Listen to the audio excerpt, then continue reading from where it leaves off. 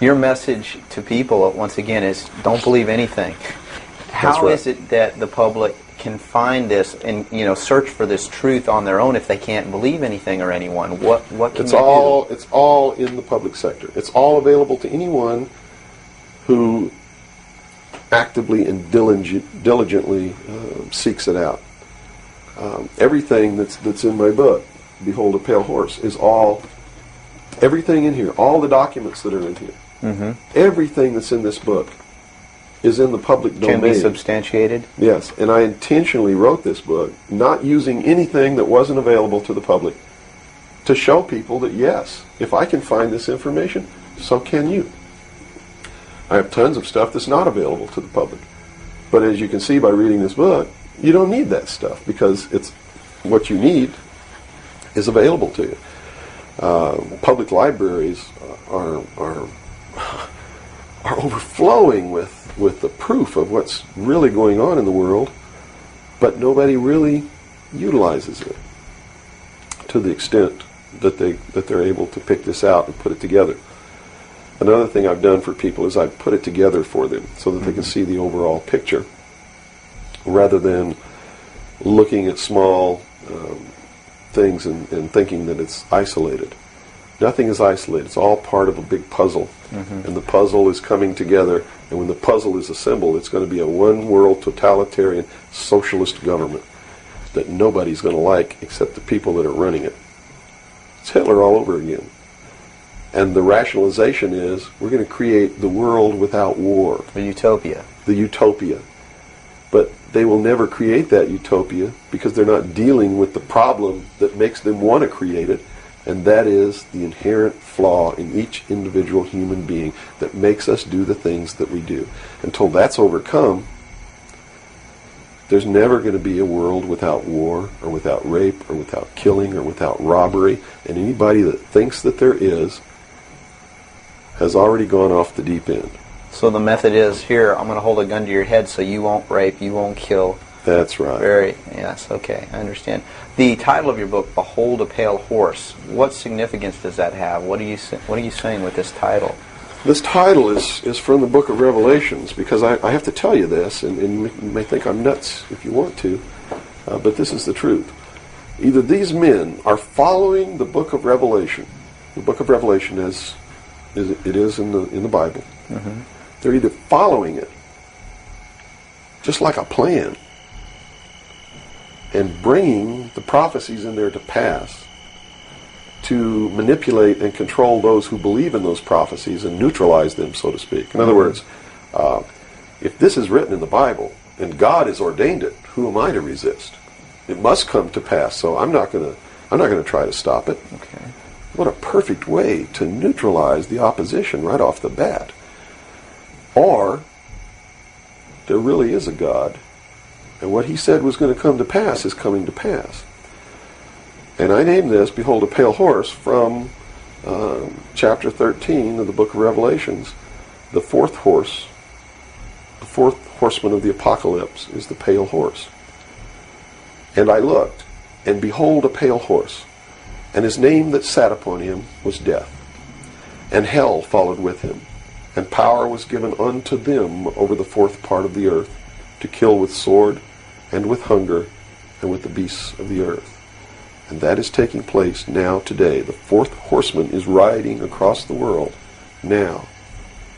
That's what AIDS is all about. That's what all these little brush fire wars all over the world are all about. That's what's happening. That's why cancer cures are suppressed, is because they fully intend to kill a minimum of 2 billion people by the year. And when I get down and almost get to a point of hopelessness, I just go read the Sermon on the Mount. And I come back up again.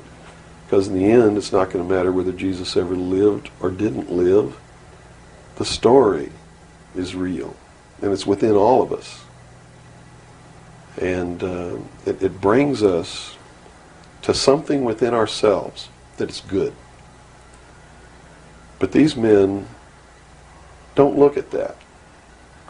They believe that the end justifies the means, that these stories are just stories, and that the real meaning behind it all is that man can transcend his animal state through the realization of intellect and the overcoming of all of his emotions and feelings and morals, guilt, all of these things. And I just can't go along with that because I believe it's our emotions that tell us when we're doing wrong. We feel it within ourselves.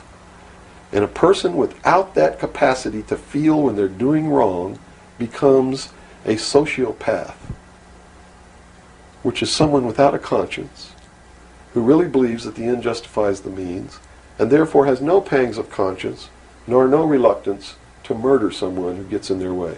Mm-hmm. And it's extremely dangerous. Now, do these people recognize the continuity of life? In other words, you have told me earlier that they're after physical immortality. They believe that through their technology, man will become God. With the power of reason, through technology, man will himself become God. They will engineer, just like Hitler wanted to do, the super race who will live forever. And the concept is the same, and the men behind it are the same as Hitler was.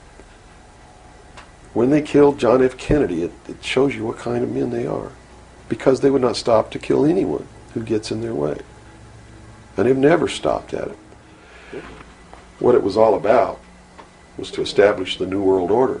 You see, because for the first time in the history of the world, it's established the legal international precedent that the United Nations could pass a resolution and send its police force to enforce that resolution, and that the member nations would have to pay for that action. And George Bush said it very clearly, but nobody was listening, when he said, no longer will any nation stand against a world united. And with that action, he established the legal foundation in international law that the United Nations is now legally and overtly the one world government, and that the United States military forces and the other forces that were sent by other countries were established as the one world police force under the United Nations. Have you seen the new Air Force uniforms yet? Nowhere on them does it say United States or U.S. They are United Nations uniforms. Go look at them. What role in the Middle East again does Israel play in this? Israel was created as the instrument to bring about the Battle of Armageddon and the fulfillment of prophecy. A war that will be so terrible, where nuclear weapons will be used, so that the American citizens and the other people in the world will get down on their knees and beg for no more war. And what is the answer to that? They're going to be told the only way we can guarantee no more war is if we destroy the sovereignty of nations and we come together as one humanity in a one world government. Right. Now I'm telling you, unless the American people wake up and stop it, Babylon is in Iraq. Read the book of Revelations. Whether you believe in the book or not, read it, because the men who are bringing this about are using it as their script. Well, the UN did indeed charter Israel as a sovereign nation. They were the ones who created this state. That is correct. It was really created by Great Britain and the United States, with the United States being the major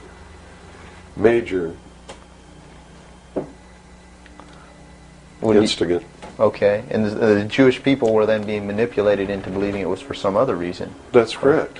They've always been manipulated. And I get people who still come to me all the time and say, Bill, you're all wrong. It's the Jews. The Jews are subverting the world.